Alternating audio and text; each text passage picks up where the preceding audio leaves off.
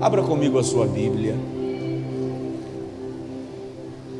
Eu quero trazer só uma reflexão, porque quero te lembrar que esta semana a nossa igreja completará 8 anos de fundação.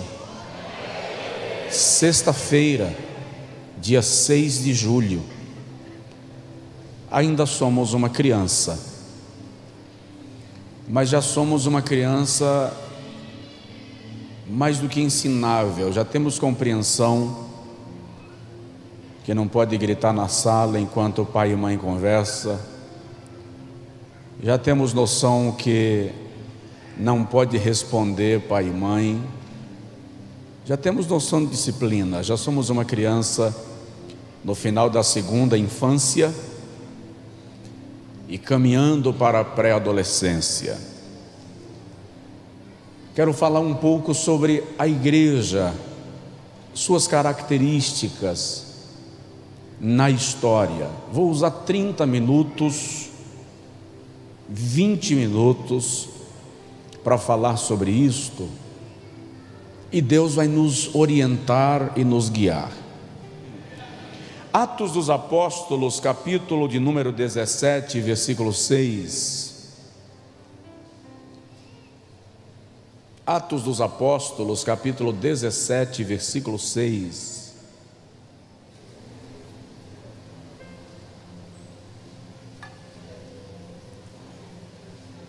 Os que puderem estar de pé, por gentileza.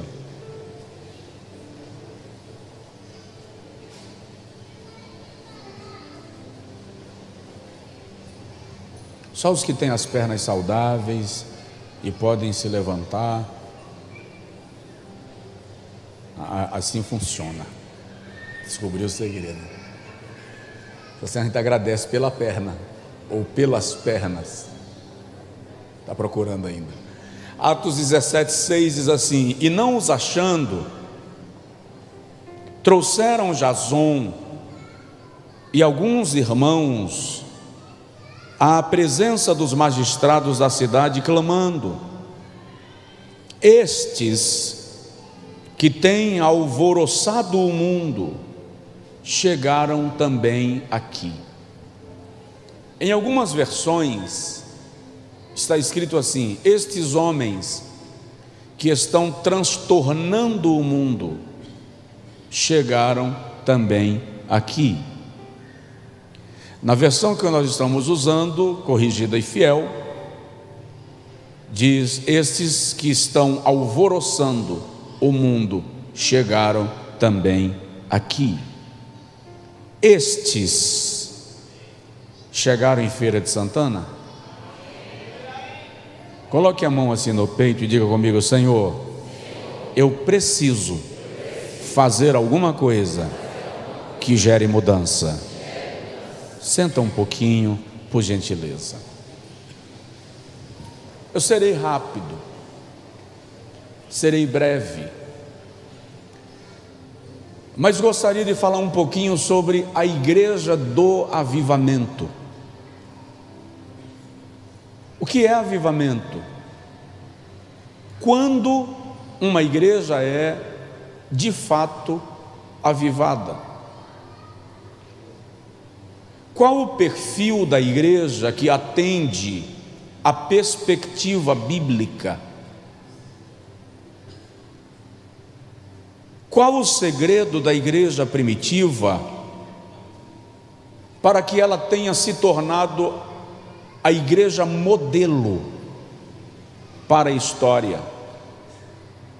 Ninguém consegue criar fórmulas de crescimento que fujam do princípio ou dos princípios aplicados pela igreja primitiva. Nenhuma igreja na história cresceu na proporção que a igreja apostólica. Em Atos capítulo 1, eles eram quase 120 pessoas. Em Atos capítulo 2, eles se tornaram quase 3.000 pessoas. Em Atos capítulo 5, eles já eram quase 5.000 pessoas. Em Atos 2,47, a Bíblia diz que todos os dias o Senhor acrescentava à igreja aqueles que iam sendo salvos. Significa dizer que na igreja apostólica todos os dias haviam conversões. Em Atos 8, a Bíblia diz que grande era a multidão dos que criam. Em Romanos capítulo 15, versículo 22 a 25, chega um momento na história da igreja que Paulo diz: já não há qualquer lugar ou qualquer parte onde este evangelho não tenha sido pregado. Vou repetir. Paulo diz assim: já não há qualquer lugar ou qualquer parte onde este evangelho não tenha sido pregado. Vou te explicar porque que Paulo diz isto. Aquela igreja não tinha templo, não transmitia culto pela internet, não tinha rádio, não tinha televisão, não tinha frota de carros, não tinha leis para protegê-las. O Império Romano queria massacrá-la. E em 50 anos eles não tinham nada disto, desses recursos. Mas em 50 anos a história diz que havia aproximadamente 500.000 de cristãos só na Judéia e Galileia.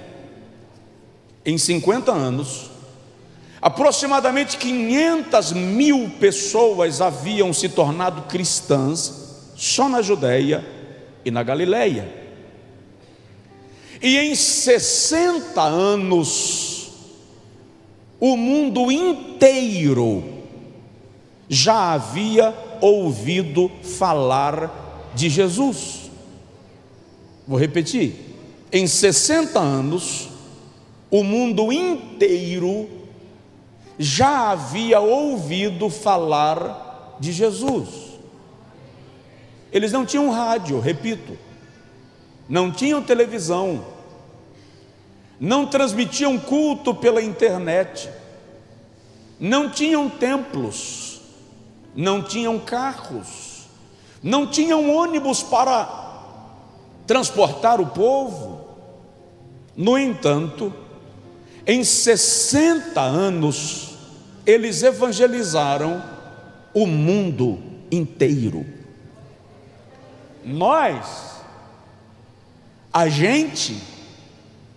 Nós temos cadeias de rádio. Estou falando da igreja da nossa geração. Cadeias de televisão. Transmitimos culto por satélite. Temos internet e transmitimos os cultos em tempo real, ao vivo, online.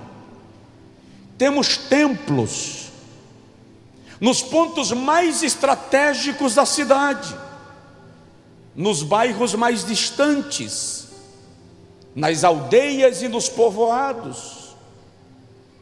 Temos estrutura física e apoio de leis que de alguma forma nos permitem a pregação do Evangelho. Temos tudo que eles não tinham.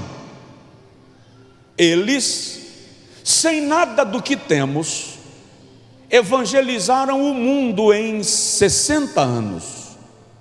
Nós, que temos tudo que eles não tinham, temos no planeta Terra hoje aproximadamente 7,2 bilhões de habitantes. E destes 2,8 bilhões de pessoas nunca ouviram a palavra Jesus uma vez sequer. Eu vou repetir porque eu não vou pregar a mensagem inteira, então eu posso tomar tempo. Diz que a alma do ensino é a repetição. Tanto que eu me assusto quando alguém chega no curso teológico, no discipulado ou na escola dominical e diz: não preciso estudar mais isso porque eu já estudei. É muita maturidade para não querer estudar de novo porque já estudei. A alma do ensino é a repetição. Então veja só, eles não tinham nada do que temos, e em 60 anos tornaram Jesus conhecido no mundo. Nós temos tudo que eles não tinham, e quase 50% da população do mundo nunca ouviu falar o nome Jesus uma vez sequer. Então a pergunta que eu preciso fazer é: o que eles tinham que nós não temos? O que eles tinham que nós não temos? Eu vou pregar sobre isso outro dia, com mais tempo, para a gente ser um pouco confrontado por eles. Mas eu vou só citar algumas coisas que eles tinham e que nós precisamos resgatar no seio da igreja. Primeiro, eles tinham comunhão. Unidade é a palavra básica do livro de Atos dos Apóstolos. Comunhão é o princípio fundamental do crescimento da igreja apostólica. Atos 2,42 diz assim: e perseveravam na doutrina dos apóstolos e na comunhão. E o interessante, já que eu não pretendo me estender, é que eles tinham comunhão na doutrina, eles tinham comunhão nas orações, eles tinham comunhão no partir do pão, e tinham comunhão no partir dos bens. A força motriz de uma igreja que cresce é comunhão. Como está a nossa? Uns com os outros, com as igrejas co-irmãs, com o vizinho, com aquele que não professa a nossa fé, mas com quem precisamos viver em paz. Porque a Bíblia diz: no que depender de vós, tende paz com todos os homens. O que eles tinham que nós não temos? Comunhão. Segundo segredo do crescimento daquela igreja é que eles tinham o mesmo propósito. Não se trabalhava um para a esquerda e o outro para a direita. O propósito era o mesmo: levar Jesus ao mundo e trazer o mundo a Cristo. Era o propósito daquela igreja. Qual é o propósito da nossa fé? Qual é o propósito desta igreja?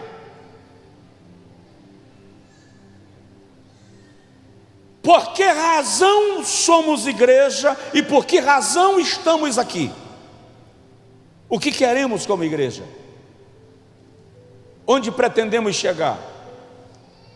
De que modo Feira de Santana está sendo influenciada por nós? E de que modo Feira de Santana pode ser influenciada por nós? Propósito. Eu disse outro dia para alguns jovens que a minha geração nem sonhava com a ideia de videogame, quanto mais jogar online. A minha geração falava no orelhão com fichinha, e a fila atrás dizendo: mais rápido aí que eu também tenho que ligar. A minha geração não conhecia nada desses recursos da tecnologia, mas a minha geração tinha algo que esta geração está deixando para trás: propósitos. Eu sabia onde eu queria chegar, eu sabia o que eu queria da vida, eu sonhava, eu me perdia nos meus sonhos. Óbvio que os meus sonhos iam em direção diferente, ou no mínimo em dimensão diferente do que eu vivo, mas não inferior, porque eu tinha propósito. Pergunta para a pessoa do seu lado: qual é o seu propósito?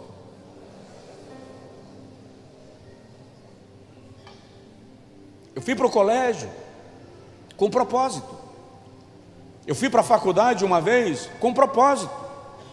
Eu fui a segunda com propósito. Eu me arranhei em uma pós-graduação, numa segunda e em mais uma com propósito.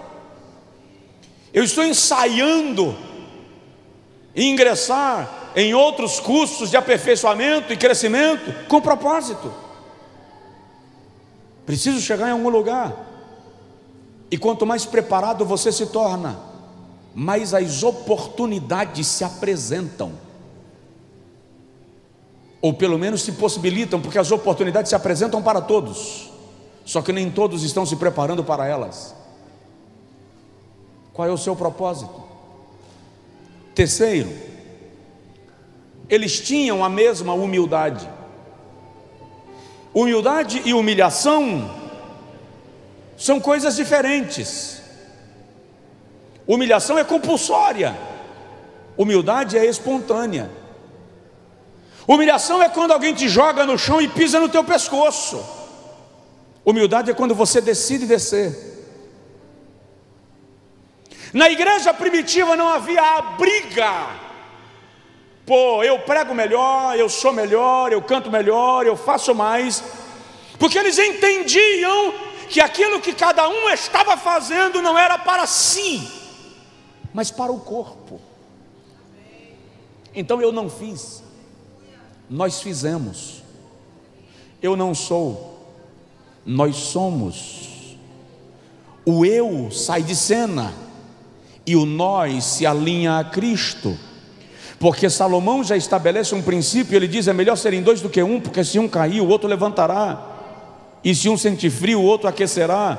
O trabalho de dois tem melhor pagamento, e o cordão de 3 dobras não se quebra.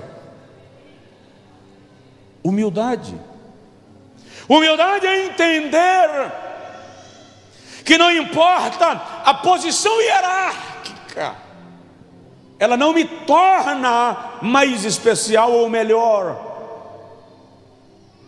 do que o outro, porque todo mundo envelhece, todo mundo ganha rugas, todo mundo cansa, todo mundo come uma comida errada de vez em quando e dá um desacerto intestinal, todo mundo adoece.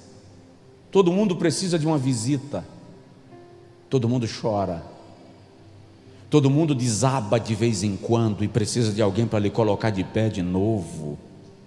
Todo mundo sente falta de um abraço, Todo mundo sente falta de um elogio de vez em quando. Então vanglória por quê?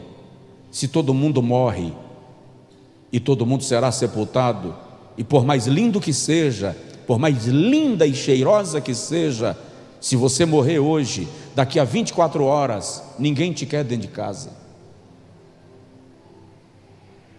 Humildade não é uma opção, humildade é um princípio.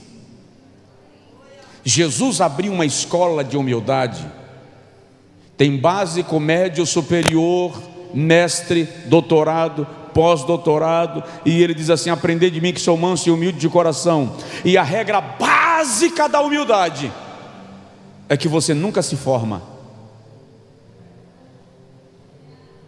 Você nunca se forma no curso de humildade, porque no dia que você descobre que é humilde o suficiente, você acabou de perder a sua humildade. Eles tinham a mesma humildade. Quando eu era jovenzinho na igreja, nós tínhamos um provérbio que a gente dizia assim: te humilha, pó. Quando alguém se exaltava, a gente dizia: te humilha, pó. E tinha uma menina na igreja que, se falasse isso, ela destrambelhava, ela esquecia do mundo, explodia com todo mundo. E um dia ela estava explodindo no ensaio dos jovens, e eu olhei para os jovens e dei um sinal, e todo mundo fez um coral, e no coral todo mundo disse em uma só voz: te humilha, pó. Você é pó, eu sou o pó. A diferença entre eu e você é a quantidade de barro que cada um recebeu na forma. Só isso. Mas o barro é o mesmo. Provoca de novo o vizinho e fala com ele: se matricula na escola que Jesus abriu. Quarto lugar, e encerro em 3 minutos, eles tinham a mesma fé. A fé daqueles irmãos os levara a morrer por Cristo. Não era essa fé pregada hoje numa teologia pós-moderna, que a fé se consolida e se manifesta pela aquisição de bens. Mas a fé daqueles irmãos se manifestava na perda de bens. Não é que adquirir bens não é fé. Eu não estou pregando isso. Eu não estou pregando miséria e pobreza como princípio de vida.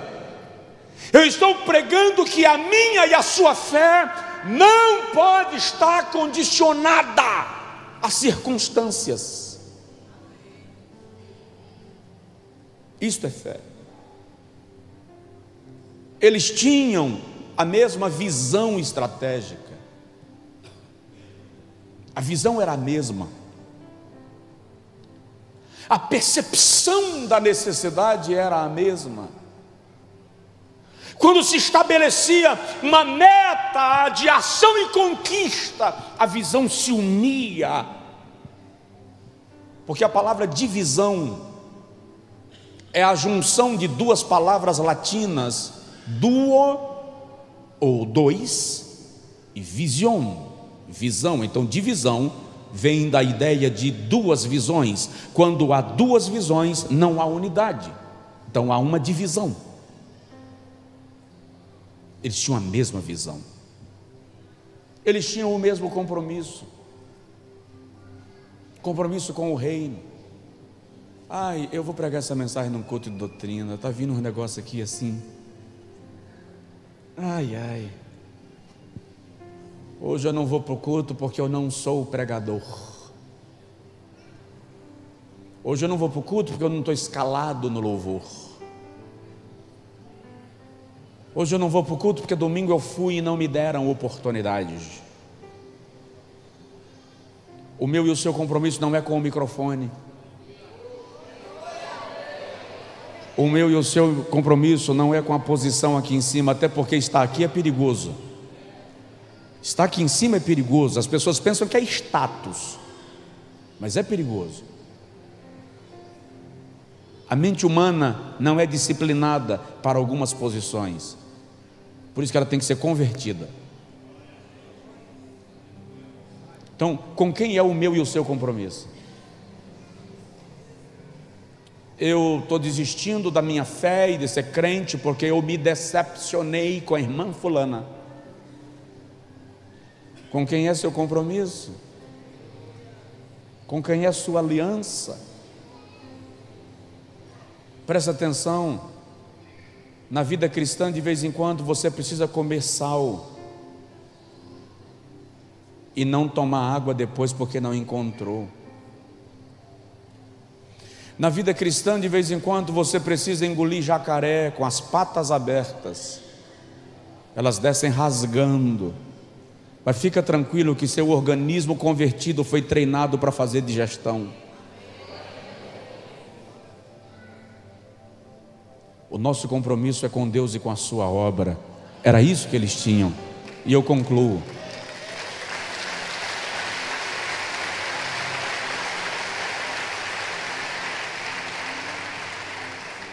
Eles tinham o mesmo Espírito. O Espírito Santo agia neles de maneira extraordinária e poderosa, sem limitação humana. Mesmo porque a ação do Espírito Santo na igreja não pode ser limitada por homem nenhum. Eu gosto muito desse texto de Jesus, quando João escreve, João 3,8, e Jesus diz assim: o vento sopra onde quer. Vento ali é pneuma, faz uma referência não só a vento no sentido natural, mas vento no sentido vida, vento no sentido espírito.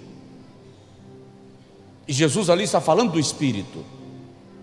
Pneuma, o vento, o espírito sopra onde quer. Ouve-se a sua voz.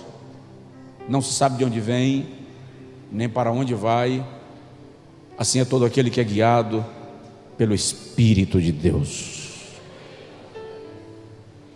O Espírito Santo não está limitado a ninguém e por ninguém. Eu disse isso uma certa feita numa ministração em algum lugar, e alguém veio me confrontar depois da pregação dizendo: o senhor cometeu um equívoco teológico. Se explica, o Espírito Santo está sujeito ao profeta. Ele disse, e me provou, a Bíblia diz que o Espírito está sujeito ao profeta. Eu disse: lê direito. Ele não achou o texto, disse: vou achar para você, está aqui, lê. Aqui está escrito: o Espírito está sujeito ao profeta. Lê direito.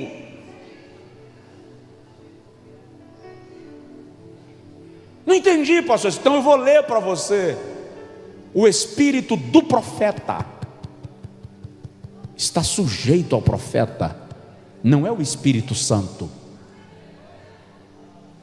que Paulo está dizendo é: eu grito se eu quiser, eu pulo se eu quiser, eu caio no chão se eu quiser, eu saio correndo no meio da igreja se eu quiser, porque o Espírito do profeta está sujeito ao profeta, mas o Espírito Santo não está sujeito a ninguém, porque Ele é Deus, é soberano, é consolador, é adorno da noiva. Se é para Jesus, faz com mais vontade, que essa aí está parecendo o aplauso que você deu no dia que você ficou com medo da seleção perder o jogo.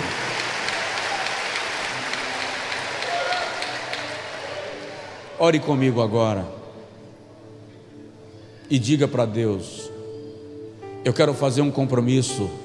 Diga para Deus isso: eu quero fazer um compromisso de que eu vou cooperar para que a tua igreja cresça, para que o teu evangelho encha a terra, para que Feira de Santana seja alcançada.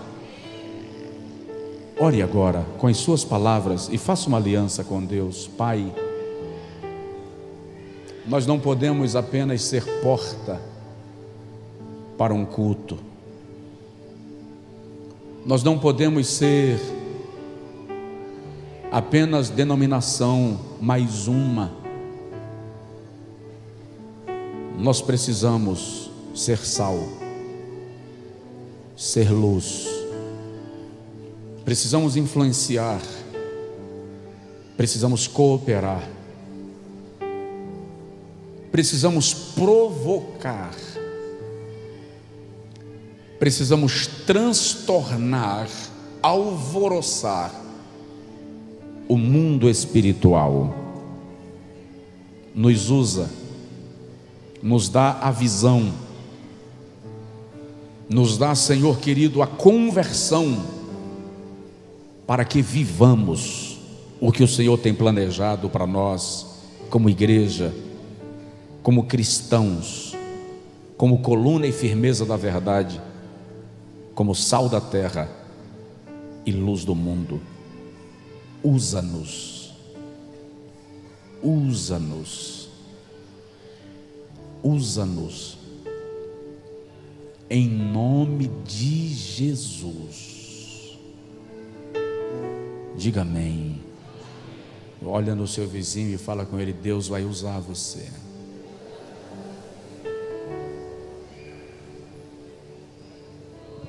Deus vai usar você.